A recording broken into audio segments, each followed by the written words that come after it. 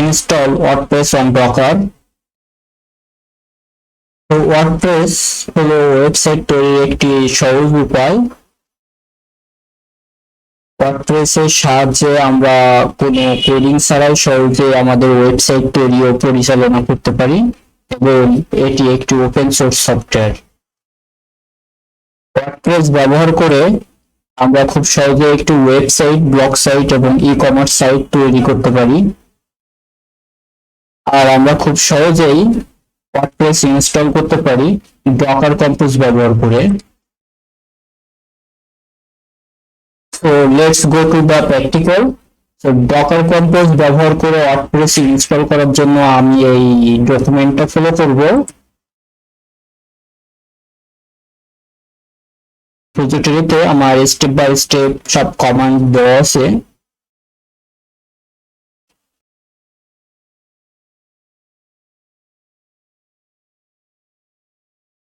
আর এটি হচ্ছে আমার আগে থেকে ইনস্টল করা ওয়ার্ডপ্রেসের ড্যাশবোর্ড। আর এটি হচ্ছে আমার ব্লগ সাইট। আর এই ওয়ার্ডপ্রেসটি ইনস্টল করা আছে ডকারের মধ্যে। আমি এখানে দুইটা কন্টেইনার ইউজ করছি, একটি কন্টেইনার হচ্ছে ওয়ার্ডপ্রেস এবং আরেকটি কন্টেইনার হচ্ছে মাইএসকিউএল। তো আমি আবার নতুন করে আরো একটি ওয়ার্ডপ্রেস ইনস্টল করব আমার একই ওপেনস্ট্যাক ইনস্ট্যান্সের ভিতরে। তো let's go to the practical. তো সবার প্রথমে আমাকে চেক করতে হবে ডকার কম্পোজ ভার্সন, মানে আমার ডকার কম্পোজ ইনস্টল করা আছে কিনা সেটা আমি চেক করব আমার ওপেনস্ট্যাক ইনস্ট্যান্সের ভিতরে।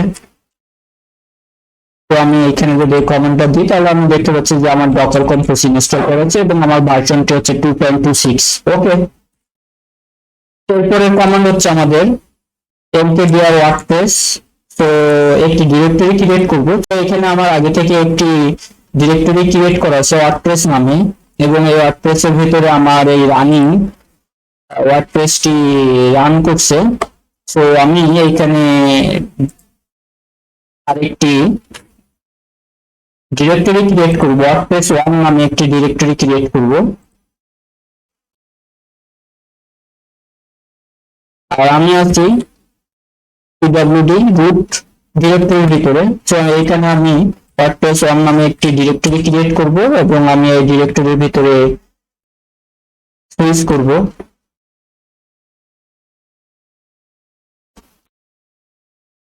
ওয়ার্ডপ্রেস 1 ওকে। এখন যদি আমি এলএস করে এর ভিতরে কিছু নাই এবং pwd করি তাহলে আমি দেখতে পাবো যে root ওয়ার্ডপ্রেস 1 এই ডিরেক্টরির ভিতরে আমি এখন প্রেজেন্ট।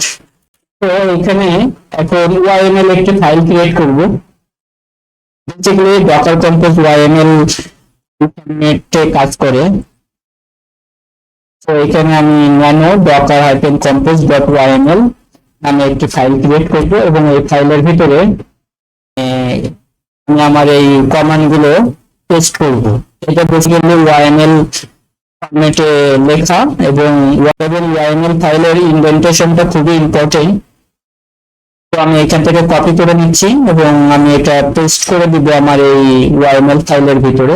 তো আমি যদি এই কোডটা YML ফাইলটা একটু ডেসক্রাইব করি তাহলে এখানে দেখতে পাচ্ছি যে ভার্সন, এখানে আমি ভার্সন দিব 2.26.1। এটা হচ্ছে আমার ডকার কম্পোজ ভার্সন। তো এরপরে সার্ভিসেস আর আমার প্রথম সার্ভিসেস হচ্ছে ডিবি। আর এগুলো এইভাবে লিখতে হবে স্টেপ বাই স্টেপ। আমি ডিবির ভিতরে মাইএসকিউএল একটি ইমেজ নিচ্ছি, রিস্টার্ট পলিসি অলওয়েজ এবং ভলিউম ডিক্লেয়ার করে দিচ্ছি আমার প্রেজেন্ট ডিরেক্টরি। মাইএসকিউএল নামে একটি ডিরেক্টরি ক্রিয়েট হবে এবং তার ভিতরে সে মাইএসকিউএল এর ডেটাবেজের কনফিগারেশন গুলো রাখবে। ইনভায়রনমেন্ট ভেরিয়েবলের ভিতরে বেসিক্যালি এখানে যে চারটা লাইন ইউজ করা হয়েছে, চারটা লাইন হচ্ছে মাইএসকিউএল ডাটাবেসকে কনফিগার করার কমান্ড, অর্থাৎ মাইএসকিউএল ডাটাবেজের রুট পাসওয়ার্ড, ডাটাবেজের নেম, ডাটাবেজ ইউজার এবং মাইএসকিউএল পাসওয়ার্ড। ওকে, এরপরে সার্ভিস এখানে ওয়ার্ডপ্রেস ডিবি একই লাইনে আছে। ওকে, সো ওয়ার্ডপ্রেস আরো ডিফারেন্ট আরেকটি সার্ভিস এবং এটি ডিপেন্ড অন ডিবি, মানে এটি ডাটাবেজের উপর ডিপেন্ড করবে। ইমেজ ওয়ার্ডপ্রেস লেটেস্ট এবং রিস্টার্ট অলওয়েজ পলিসি ইউজ করছে এবং পোর্ট আমি এখানে পোর্টটা চেঞ্জ করবো। আমি যেহেতু আমার 80001 একটি পোর্টে আমি অলরেডি একটি ওয়ার্ডপ্রেস রান করছি, সো আমি এখানে 8002 একটি পোর্ট নিব, আর আমার কন্টেইনারের পোর্ট হচ্ছে 80। তো এরপরে এখানে আমরা ওয়ার্ডপ্রেসের জন্য এনভায়রনমেন্ট নেব এবং ওয়ার্ডপ্রেসের ডিবি হোস্টকে বলে দিব এখানে ডিবি মানে ওই উপরে আমরা যে ডিবি সার্ভিস ডাটাবেস সার্ভিস নিয়েছিলাম সেই ডাটাবেসের নেম এবং ডাটাবেসের port. WordPress user name use করছি এখানে, তারপরে ওয়ার্ডপ্রেস ডিবি পাসওয়ার্ড ইউজ করছি এবং ওয়ার্ডপ্রেস ডিবি নেম, এবং এখানে আমি ভলিউম বলে দিচ্ছি। সো এই হচ্ছে আমার ওয়াইএমএল ফাইল এবং খুবই সিম্পল। সো আমি এখন এই ওয়াইএমএল ফাইলটি সেভ করব এবং আমি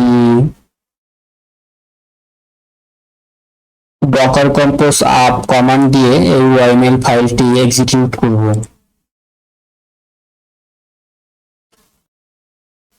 তো এখানে দেখতে পাচ্ছি যে আমার দুইটা কন্টেইনার এবং একটি নেটওয়ার্ক ক্রিয়েট হয়েছে এবং স্টার্ট হয়েছে।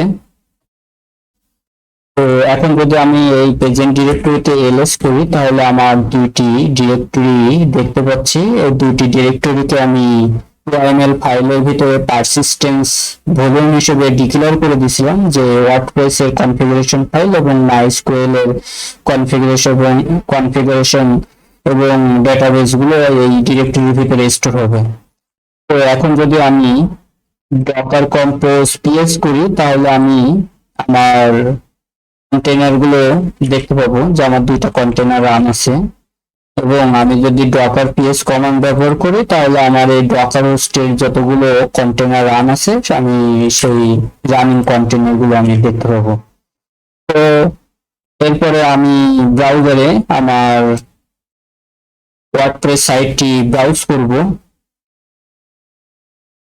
তো এখানে ডকার হোস্ট আইপি হচ্ছে আমার ক্ষেত্রে ওপেনস্ট্যাক ইনস্ট্যান্সের ফ্লোটিং আইপি, এই ফ্লোটিং আইপি, এবং আমার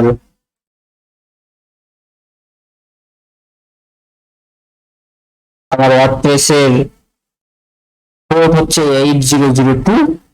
এটা দিয়ে আমি আমার ব্রাউজারে ব্রাউজ করব 192.168.8002, হিট এন্টার। সো এখন আমি ওয়ার্ডপ্রেস সাইটটা সেটিং করব।